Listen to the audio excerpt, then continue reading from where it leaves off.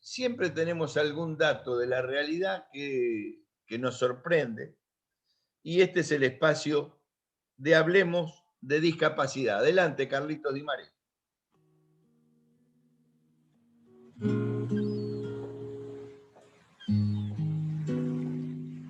Hablemos de Discapacidad.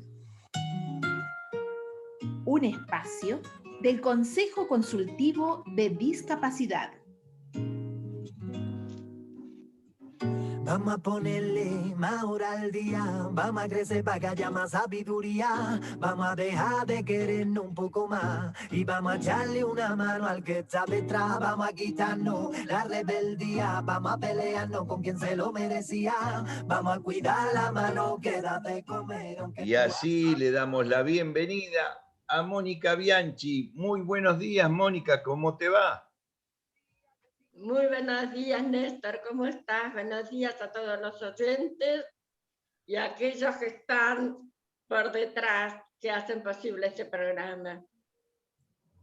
Muy bien, bienvenida, y saludamos a todos, a Gustavo, a Iván, a Rosa Acosta. La invitada tal, la van a Néstor, presentar querido? ustedes. ¿Cómo le va? Buenos días. Yo me pongo a un costado de este estudio virtual y los dejo que ustedes manejen el aire. Adelante, Mónica. Gracias, Néstor, muy amable. Hace 2 días, 3 días, fue el Día del Trabajador. Y nosotras, las personas con discapacidad, también somos trabajadores. De todas maneras, como todo, nos cuesta siempre un poquito más que a los demás. Nosotros tenemos, desde la Convención Internacional en adelante, leyes que nos amparan con respecto al trabajo. Sin ir más lejos, la ley 22.431, una ley que habría que volver a rever, porque es una ley bastante vieja, prevé que en el Estado Nacional el 4% de la planta total del Estado, de cualquiera de los 3 poderes, tiene que estar ocupados por las personas con discapacidad. Eso es lo que nosotros normalmente llamamos el cupo del 4%. Hubo algunas, como en todas las leyes nacionales, las provincias tienen que adherir para poder implementarlo. Entonces, hubo algunas provincias, como Mendoza, San Juan, La Pampa, casi todas las provincias que han adherido al 4% que marca esta ley. Sin embargo, algunos fueron pioneros. En vez de adherir a esta ley, han hecho leyes nuevas donde han aumentado el porcentaje. Por ejemplo, Chaco. Por ejemplo, la ley 505.624, no importa el número, Córdoba. Estas provincias se implementan en vez de 4 y 5 en todo lo que es la planta de empleados de los gobiernos provinciales. La ciudad de Buenos Aires, me enorgullezco de decirlo, soy autora, cuando era diputada, fui autora de la ley 1502. Esa ley establece cómo se implementa ese cupo. ¿Por qué digo esto? Porque en realidad el cupo del 5% de la planta reservada para personas con discapacidad está fijado en la Constitución de la Ciudad de Buenos Aires. En esa Constitución, en el artículo 43, establece que será reservado el 5% del total de la planta y dice claramente en la forma en que lo determine una ley. Por eso yo hice la 1502. Tiene varias características. En primer lugar, establece muy claramente que se refiere no solamente a todo el Estado, del gobierno de la ciudad, a los tres poderes, sino también a todas las empresas en las cuales el Estado de la ciudad de Buenos Aires tenga alguna injerencia. Organismos descentralizados, empresas estatales y aquellas, repito, en las que el Estado tiene mayoría de acciones. El otro punto, yo me preguntaba, ¿cómo controla que se cumpla ese cupo del 5%? ¿Cómo consigo que la gente le preste al gobierno de la ciudad que está en condiciones que quiere ingresar? Por eso esta ley crea lo que a mí se me dio por llamar y quedó plasmado en la ley, el registro de aspirantes a ingresar al gobierno de la ciudad de Buenos Aires. Ese registro de aspirantes que está a cargo del organismo que atiende la temática de discapacidad en la ciudad, que se llama COPIDIS, ese registro de aspirantes está puesto a disposición de todos. Entonces, la gente con discapacidad que se encontraba en condiciones de trabajar, es decir, eran mayores de edad y su discapacidad le permitía acceder a un trabajo, se anotaban en ese registro, se anotan en ese registro. La idea, ¿cuál es?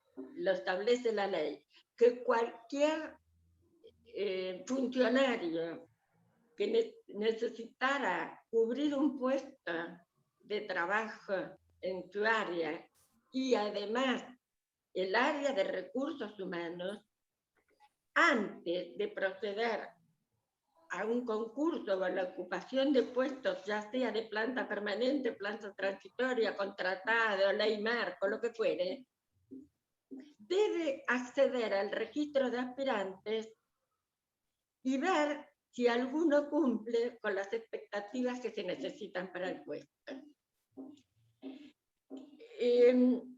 Digamos que esa es la legalidad. Bueno, queda claro, Hay mucho. queda claro, Mónica, que tenemos demasiadas normas, que normas sobran. Digamos que lo que haría falta es aplicarlas. Como consecuencia, en la mayoría de las encuestas que se realizan, el derecho más vulnerado entre las personas con discapacidad es el trabajo, digamos. ¿De qué nos sirve tener y no aplicar? Tal vez deberíamos fortalecer los conocimientos de algunos sectores del Estado, brindarles información y fomentar el cumplimiento de las plazas destinadas al colectivo, tal como mencionaste, por ejemplo, con la Ley 1502. Cuando hablamos de trabajo, hablamos de dignidad. Cuando hablamos de trabajo, hablamos de independencia. Cuando hablamos de trabajo, hablamos de oportunidades. Y cuando hablamos de trabajo, me gustaría que se considere a las personas con discapacidad, a los ajustes razonables, a la ley de contrato de trabajo y a una integración plena en la órbita laboral. No es posible pensar en el progreso de una nación teniendo un sector privado de la oportunidad de valerse por sí mismo y no dependiente de lo que el Estado pueda darle. Pareciera que la independencia individual se fuma detrás de políticas poco inclusivas y también del desconocimiento de gran parte del sector privado. A ver, no sería justo que apoye el 100% de la responsabilidad en el Estado, aunque sí es cierto que debe tutelar el derecho, claro está.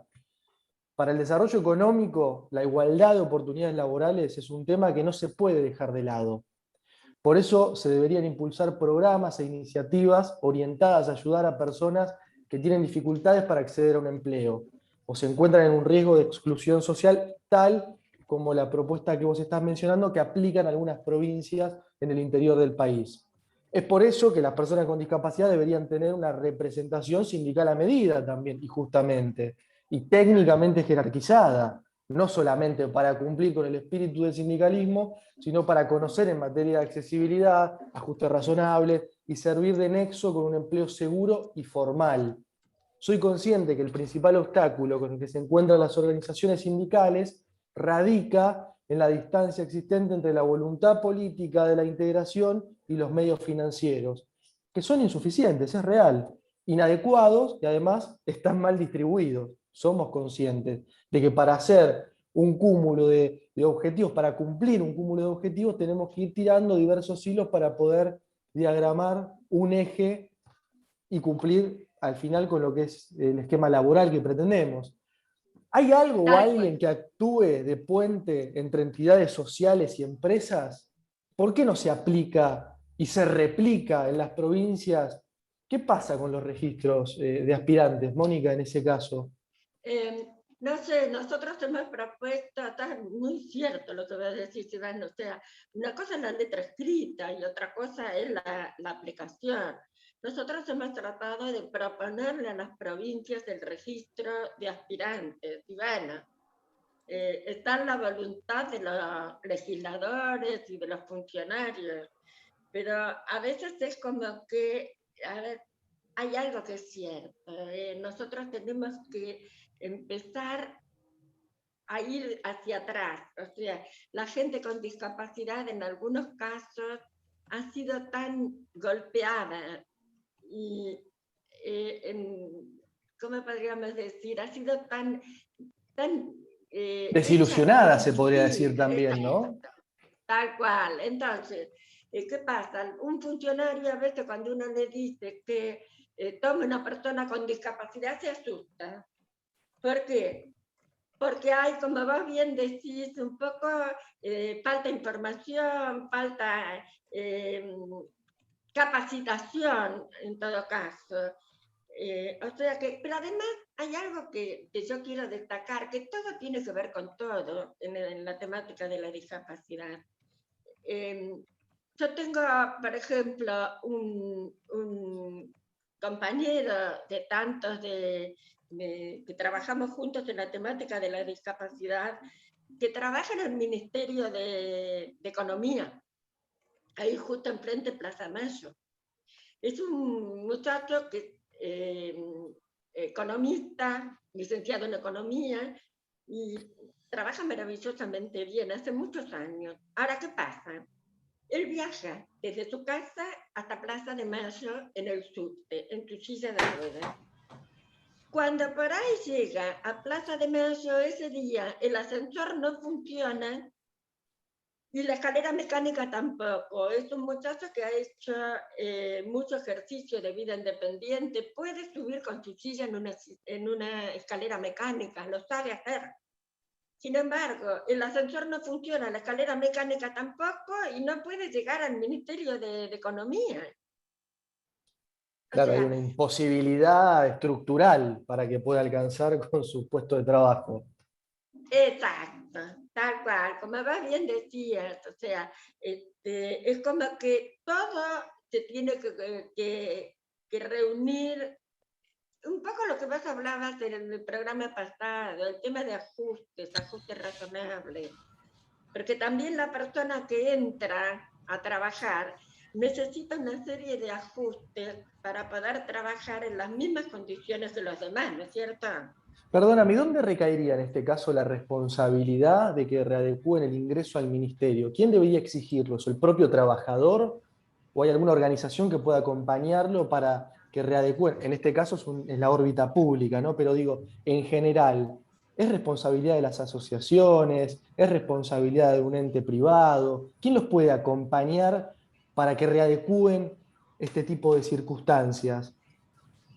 Mira, yo te comento, en algunos casos son las asociaciones, incluso hay asociaciones que impulsan y ofrecen a las provincias y al Estado Nacional ese registro de aspirantes que sí está en la ciudad.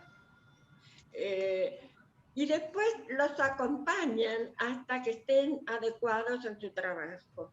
En otros casos hay sindicatos muy concientizados en la temática de la discapacidad que acompañan a las personas con discapacidad cuando ingresan durante un tiempo determinado para que se adecúen. Y en otros casos, algunos organismos han implementado, han creado reparticiones, oficinas, como sea, que organismos a veces con el cuadradito en el organigrama, que acompañan a las personas con discapacidad que ingresan. El caso más puntual que te puedo plantear es el Ministerio Público de la Ciudad de Buenos Aires, el Poder Judicial. El Ministerio Público creó un ámbito dentro de lo que es el área de recursos humanos, que es una oficina que está compuesta por 4, 5, 6 personas que hemos incluso capacitado nosotros, que han elaborado un manual y que acompañan a una persona con discapacidad que ingresa permanentemente durante el tiempo que haga falta. Ellos no fijan un tiempo. Y se encargan de hacerle llegar a los juzgados, al mismo Ministerio Público, a la Corte, a lo que sea necesario, cuáles son los requerimientos que tiene esa persona para poder trabajar. Así De todos los modos, hay. permitime decirte, mira, acaba de llegarnos Sí. un mensaje de un compañero que consulta acerca de, mirá la pregunta y mirá el paralelismo con el desconocimiento que hay. Dice, si por tener el CUD le corresponde una reducción de la jornada laboral. Yo creo que, independientemente de la respuesta que es no, yo creo que habría que fomentar, hago hincapié en parte de lo que mencionás, en una capacitación generalizada, porque estas circunstancias deben ser respondidas desde la propia órbita laboral de cada trabajador y trabajadora. Simplemente me pareció anecdótico contar lo que acaba de suceder recién. Parte todo desde el desconocimiento, ¿verdad? Claro, desde la falta de información fundamentalmente. A ver, otro punto que yo voy a tocar, las personas con discapacidad que están trabajando tienen pleno conocimiento de que se pueden jubilar anticipadamente al resto de los trabajadores comunes. No, nadie lo sabe. Nadie sabe que existe una ley específica que establece que las personas con discapacidad tienen derecho a la jubilación ordinaria cuando han cumplido los 45 años y, cuidado de esto, porque eso es importante, y han presentado ante el empleador el certificado de discapacidad con una antigüedad de 10 años. ¿Está bien? En ese caso, tienen derecho a la jubilación y pueden jubilarse con la jubilación ordinaria. ¿Está Para bien? pasarlo a criollo, sería la mínima, sería. Claro, exactamente. O sea, en relación de dependencia, con 20 años de servicio, 45 de edad, pueden jubilarse. En los casos de trabajadores autónomos, 20 años de servicio y 50 años de edad. Eso es la jubilación ordinaria, que no tiene nada que ver con la jubilación por invalidez, que la gente muchas veces, viste, que confunde cuándo me toca la jubilación por discapacidad. La jubilación por discapacidad no existe. Existe la jubilación ordinaria que le acabo de relatar o la jubilación por invalidez, que es cuando todo trabajador se encuentra que está imposibilitado de seguir funcionando en su trabajo por alguna discapacidad, enfermedad o lo que fuere, pero la discapacidad está incluida, pero es una jubilación por invalidez. Ahora, como vos bien dijiste, se da mucha letra chiquita. Implica el cumplimiento, ante todo. ¿Está? Tal cual, Y de todas materializarlo. maneras, dentro de todo esto, señores, tenemos algo que acabamos de decir, el tema de los ajustes y el tema del transporte, pero también está el tema de los edificios, el tema de cómo se adaptan los edificios. Rosa, adelante. Hola, ¿qué tal? Buenos días, ¿cómo están? ¿Cómo estás, Mónica? ¿Cómo está Iván? Y hoy la verdad que para mí también es un día muy especial y estoy agradecida porque se suma a esta entrevista del día de hoy a la arquitecta Anabelia Marrapodi, la cual plantea precisamente la disconformidad de las nuevas reformas del Código de Edificación de la Ciudad Autónoma de Buenos Aires, principalmente de que no se dé marcha atrás con los derechos ya adquiridos por las personas con discapacidad y en cuanto a las medidas mínimas exigidas para los ambientes de una vivienda. Lo más importante para destacar es una de las reformas que pone de manifiesto este nuevo código que, bueno, es una medida mínima la que se plantea para la unidad funcional. Según el nuevo Código de Edificación, establece una superficie mínima de 18 metros cuadrados para una vivienda.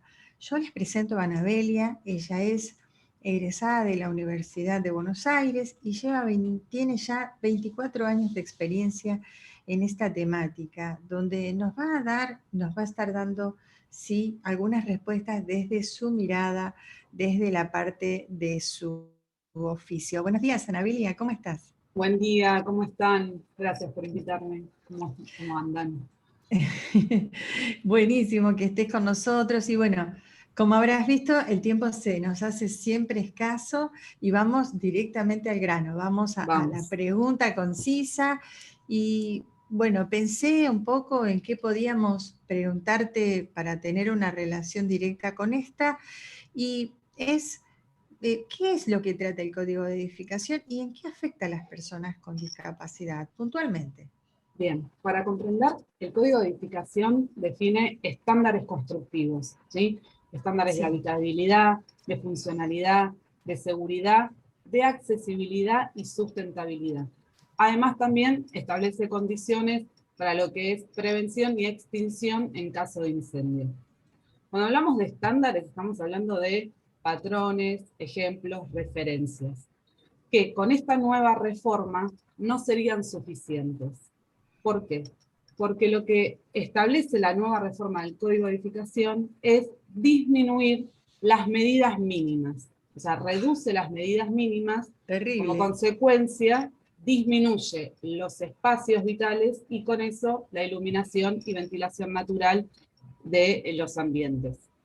Y esto, en materia de accesibilidad, se traduce en que imposibilita la circulación, sobre todo de usuarios de silla de ruedas o de scooters, y lo que le resta es margen de maniobra, ¿sí? Estamos hablando de una vivienda mínima de 18 metros cuadrados. Si lo traducimos en medidas, 6 metros por 3.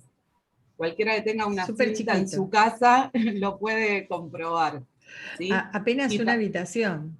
Tal cual. Algunos, y pasamos ¿no también de, por ejemplo, en un baño, que es un espacio fundamental también para las maniobras, de un baño de 3,3 metros cuadrados a 2,5 metros.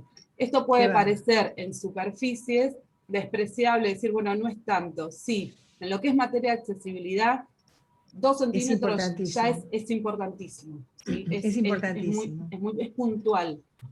Es muy puntual, Anabelia, en el punto de vista que hay una solución posible para que favorezca a las personas con discapacidad a la hora de hablar de accesibilidad, ¿no? Por supuesto, dentro de lo que es la vivienda.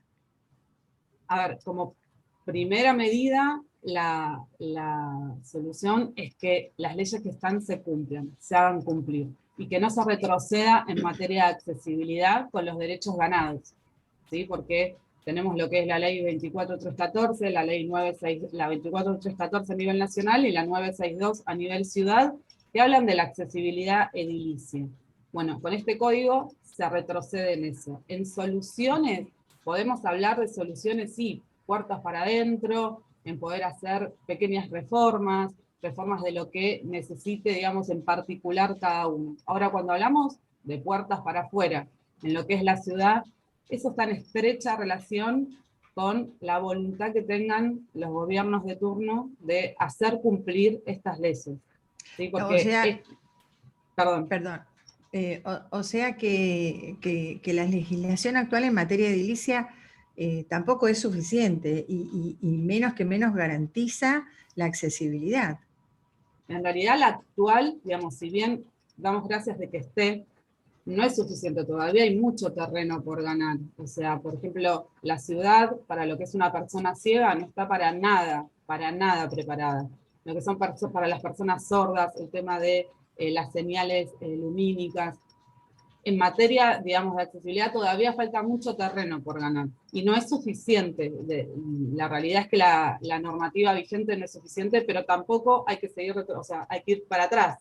O sea, la Tal idea cual. es avanzar. Avanzar. Lo que propone este código es retroceder. Qué pena, porque cuando hablamos de vivienda también hablamos de urbanidad, dentro del oficio están estas miradas y según vos, ¿qué considerás? ¿Qué puede seguir haciendo? ¿Qué se puede seguir haciendo para poder romper estas barreras que son tan, la verdad que son tan dañinas sí, valga la redundancia, ¿no? Sí. Para poder favorecer una mejor calidad de vida, no solo para las personas con discapacidad, sino como decimos siempre, una persona embarazada, una persona adulta mayor, un niño inclusive que puede llegar a tener algún tipo de dificultad o simplemente andar en la calle o movilizarse dentro de un departamento tan pequeño, digo departamento, una casa tan pequeña. Sí, y de hecho, te sumo a esto que también estamos atravesando una época donde estamos viviendo una pandemia, y si cada vez achicamos más los espacios, eso se reduce la iluminación y la ventilación natural, eso es vital también. Entonces, afecta a las personas con discapacidad y afecta a todas las personas en cuanto a salud. Desde mi mirada y desde lo que yo me encuentro trabajando día a día, porque como digo, digamos, yo soy del hacer y no de la teoría, porque en la teoría me doy cuenta que no, digamos, hay muchas cosas que no se cumplen en el hacer. Lo primero que noto es una barrera cultural, es una barrera de concientización. O sea, nadie va a querer comprar un servicio que considera que no les sirve. Entonces esto pasa en materia de accesibilidad cuando se quiere hacer una reforma en un consorcio. Y traigo un consorcio, un edificio, porque para mí es la muestra pequeña de lo que podemos ser como sociedad. Entonces, desde ahí tengo que hacer un gasto para alguien, le tengo que hacer el gasto a alguien. Esto a mí no me sirve, ¿por qué tengo yo que hacer una reforma de accesibilidad? Y lo que hay que hacer como primera instancia es seguir concientizando, pero de manera muy puntual, ¿no es cierto? Muy fuerte y muy puntual. Sí, sí, tal cual, tal cual. Te agradezco muchísimo, Anabelia, que nos hayas acompañado. Vamos a seguir estando e informando de esta materia que es muy importante para la mejor calidad de las personas con discapacidad. Gracias, Anabelia. Gracias a ustedes, un placer. Gracias. Estamos. Bueno, ahí está comentando la compañera Mónica que tenía algunas dificultades con el micrófono. Está agradeciendo, a ver si puedes habilitarte, Mónica. Gracias, Iván, esas distracciones que uno tiene. Estaba sí, porque uno se esfuerza tanto, a ver, los sordos, sobre todo, en leer tanto los labios que llega un momento que se distrae. La verdad es que nosotros siempre que escuchamos algún entrevistado que nos trae Rosa, es como que siempre aprendemos un poquito más. Así que gracias, muchas Mónica. gracias, Anabela. Muchas gracias, Rosa, por esto. Y no solo ustedes, Mónica, aprendemos todos los que no estamos en el tema, y por eso me parece muy interesante que sigamos adelante con este trabajo de Hablemos de Discapacidad. Se nos terminó el tiempo hoy, le agradecemos a Rosa, a Iván, a la arquitecta Anabela, brillante, muy interesante todo este trabajo, que es abrir la cabeza de la gente, que es uno de los problemas que se planteaban. Mónica, compañeros y compañeras, hasta la semana que viene con Hablemos de Discapacidad. A la próxima, Néstor. Muchas gracias. Hasta pronto. Adiós, adiós. Muy bien, seguimos en Salir por Arriba, por AM740 Radio Rebelde, y nos vamos a una tanda, Carlitos Di Mare. Soy yo. Todo lo bueno soy yo. Noticias.